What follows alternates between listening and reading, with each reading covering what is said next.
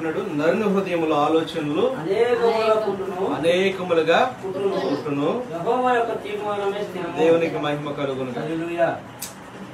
మన హృదయములో అనేకమైన ఆలోచనలు పుడతాం.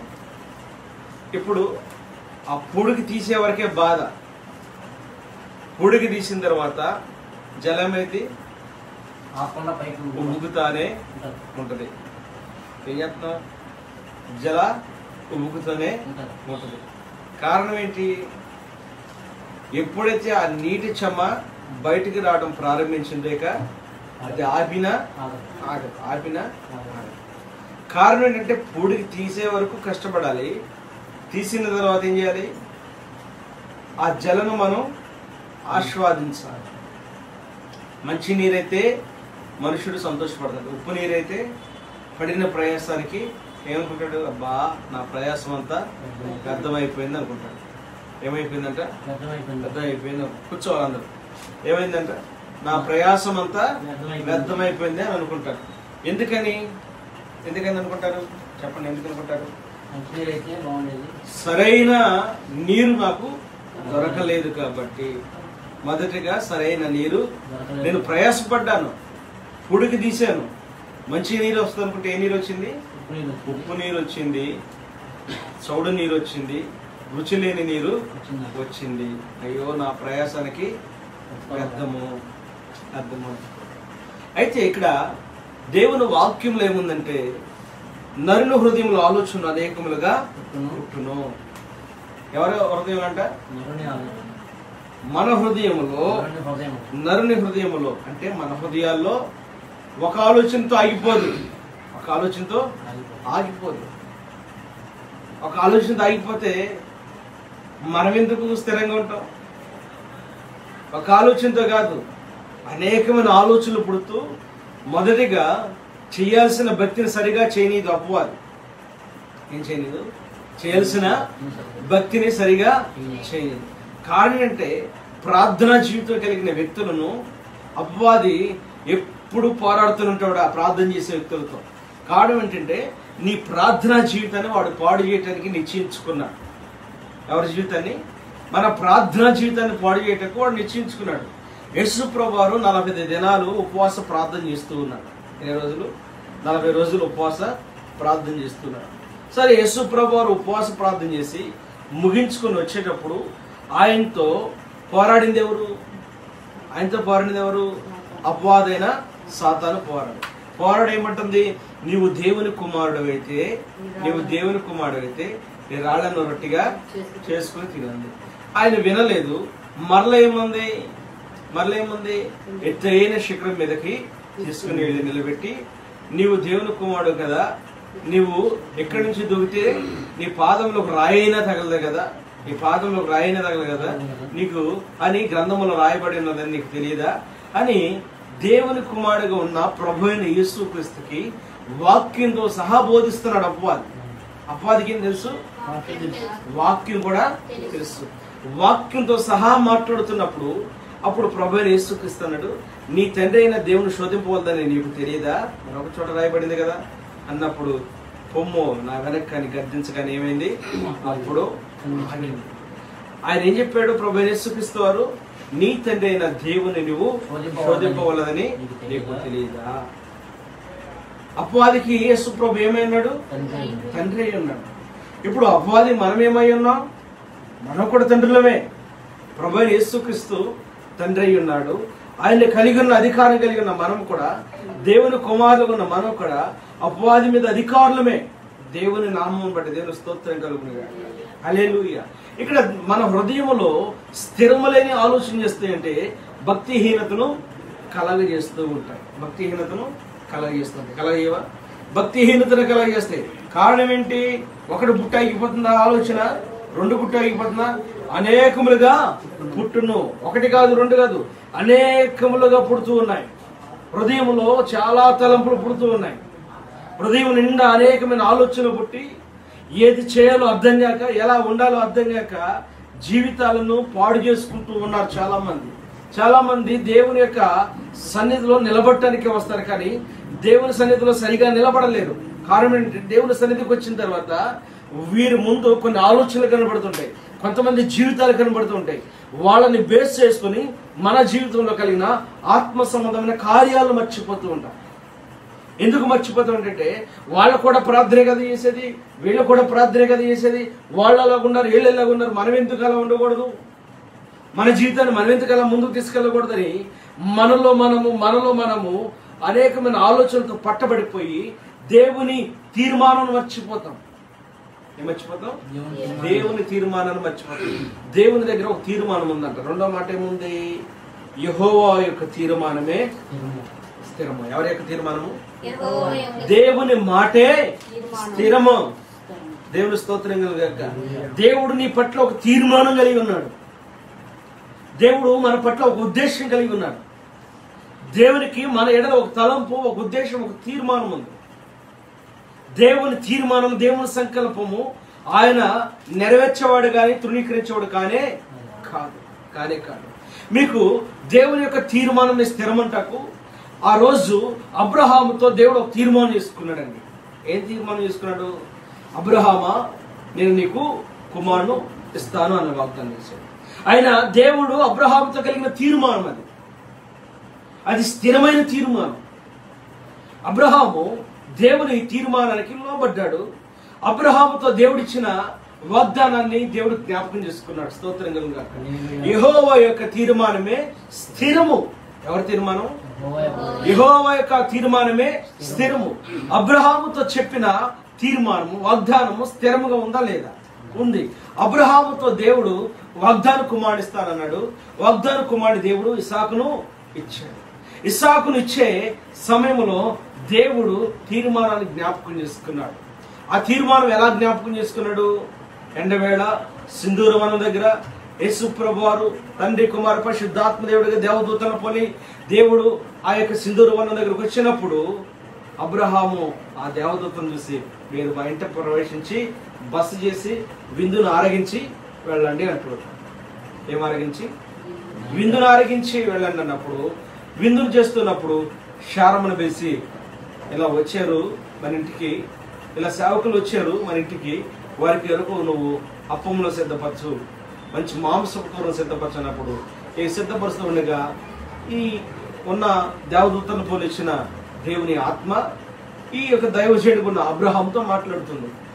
అబ్రహాంతో మాట్లాడుతున్నప్పుడు, నీ భార్య ఏది? నా భార్య శార. అప్పుడు శారను కూడా బలదించి, అమ్మా మరుసటకు ఇదే అట నీ ఒడిలో బిడ్డ ఉంటాడు అన్నప్పుడు ఆయన తన తీర్మానాన్ని దేవుడు జ్ఞాపకం చేసుకుంటున్నాడు. ఆయన తీర్మానం స్థిరమైంది కదా, అది స్థిరమగలిగినది కదా.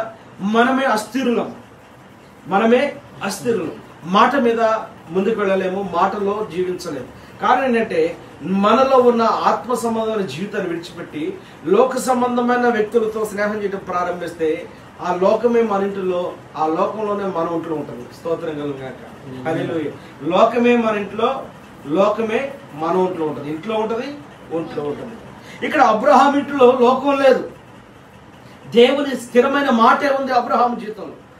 అబ్రహాము దేవుని మాటనే స్థిరంగా జ్ఞాపకం చేసుకుంటున్నాడు. దేవుడు కూడా అబ్రహాముతో ముచ్చటిస్తూ తన భార్యను కూడా పలకరించి, శారా, నువ్వు మరలా ఇదే దినాల్లో, ఇదే దినముల్లోకి ఏటా తిరిగి వచ్చేప్పటికి మరలా నీ ఒడిలో ఏముంటారు? కుమారుడు. శారాకు నవ్వొచ్చింది. కారణం ఏంటంటే శారా దేవునితో తీర్మానం కలిగిన వ్యక్తి కానే. దేవుని మాట స్థిరమైంది. మన హృదయంలో ఆలోచన అంటేనే, మా హృదయంలో ఆలోచన పుట్టి, నేను ముసలిదాన్ని అయిపోతే, నేను వృద్ధాప్యంలో ఉంటే ఎక్కడున్నాను? నేను వృద్ధాప్యంలో ఉన్నాను కదా, నా ముసలితనం వచ్చేసింది కదా, స్త్రీకి జరగవలసిన ధర్మం కూడా ఆగిపోయింది కదా, నా గర్భశయం చుడికిపోయింది కదా, ఇక నాకు బిడ్డలు పుడతామా అని తాను నవ్వుకుంటుంటే, దేవుని మాట ఉంది కదా, అది స్థిరమైనది, నెరవేర్చేది, అది బలమైనది. మనుషుని మాట కన్నా గొప్ప మాట, అదే జీవము కలిగిన దేవుని నోటి వచ్చిన మాట. ఆ శారా గర్భమును మరలా నూతనపరిచి యవన బిడ్డలకు ఇచ్చిన శక్తిని ఆ శారా జీవితానికి దేవుడు దయచేసి మరలా ఎన్నడను ఏ వ్యక్తి కూడా మాట్లాడకుండా నోరు తెరవకుండా దేవుడు చేసిన ఆశ్చర్య కార్యం అది. హల్లెలూయా, హల్లెలూయా. దేవుని దగ్గర నీ తీర్మానం స్థిరమై ఉండాలి. ఏమై ఉండాలి? నీ హృదయంలో పుడుతున్న ఆలోచనలనే వాటిని లయపరచాలి, వాటిని లయపరచాలి. నీ హృదయ ఆలోచనలు నువ్వు గెలవాలి. చెడ్డ ఆలోచనలు అనేకమైన పుడుతూ ఉంటాయి. దేవునికి వ్యతిరేకమైన ఆలోచనలు అనేకమైన పుడుతూ ఉంటాయి. దేవుని కాదని, దేవుని ఉద్దేశం కాదని, దేవుని వాగ్దానం కాదని, దేవుని సన్నిధి కాదని రకరకాల ఆలోచనలు పుడుతూ ఉంటాయి. కొంతమందికి లోకంలో ఏముంటుందంటే ఫ్రస్ట్రేషన్ ఉంటుందండి. డబ్బే సంపాదించాలని ఫ్రస్ట్రేషన్. డబ్బే డబ్బే డబ్బే డబ్బే. ఆ డబ్బు అనే వ్యామోహంలో కుటుంబానికి దూరం అయిపోతారు. ఆ డబ్బు అనే వ్యామోహంలో వారు రక్త సంబంధాలకు దూరం అయిపోతారు. ఆ డబ్బు అనే వ్యామోహంలో వారు దేని మీద ఆలోచన కలిగి ఉంటారే, నేను సంపద సంపద సంపద అని వారు నిద్రించే సమయంలో కూడా సంపద మీదే ఆలోచన కలిగి బ్రతుకుతూ ఉంటారు.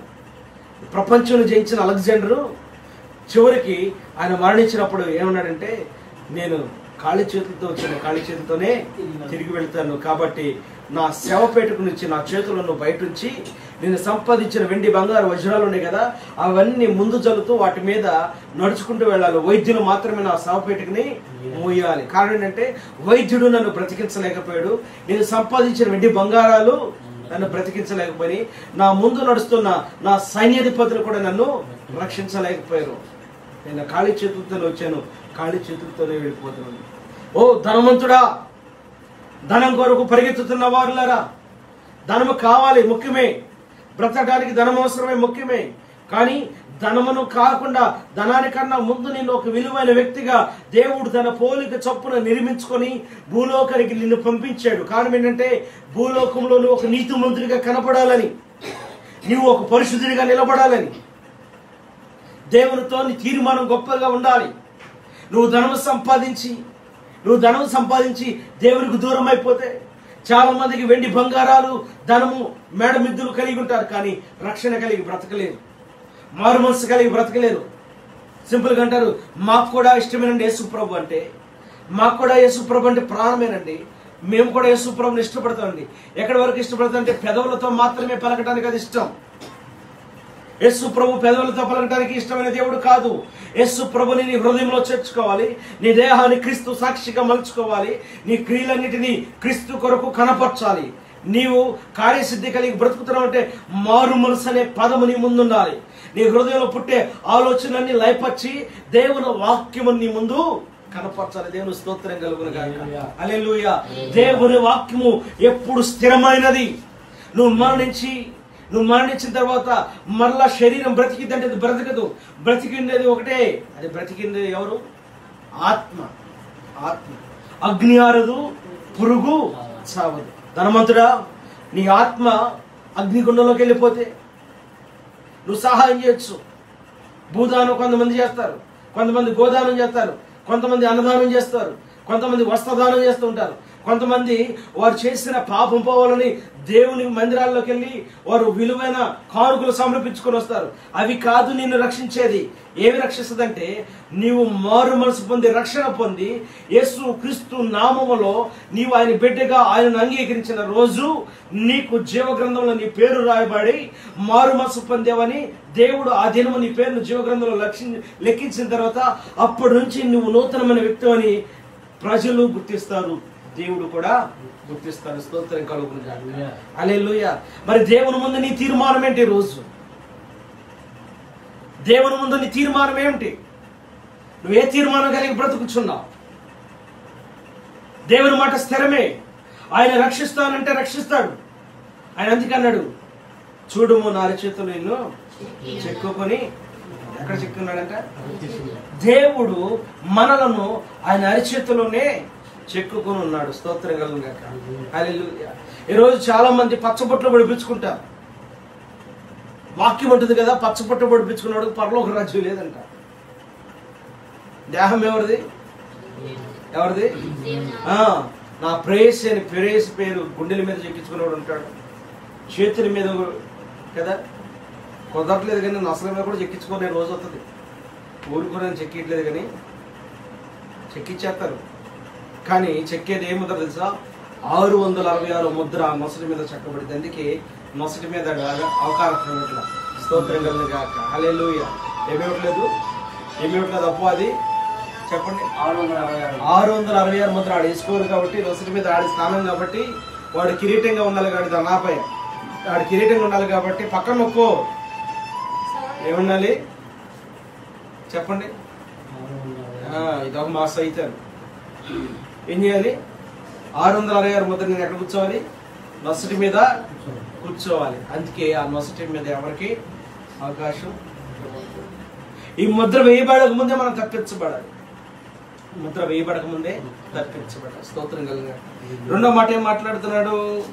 కృప చూపుట నరుని పరులకు ప్రియులుగా చేయను, అబద్ధికుని కంటే దరిద్రుడే మేలు.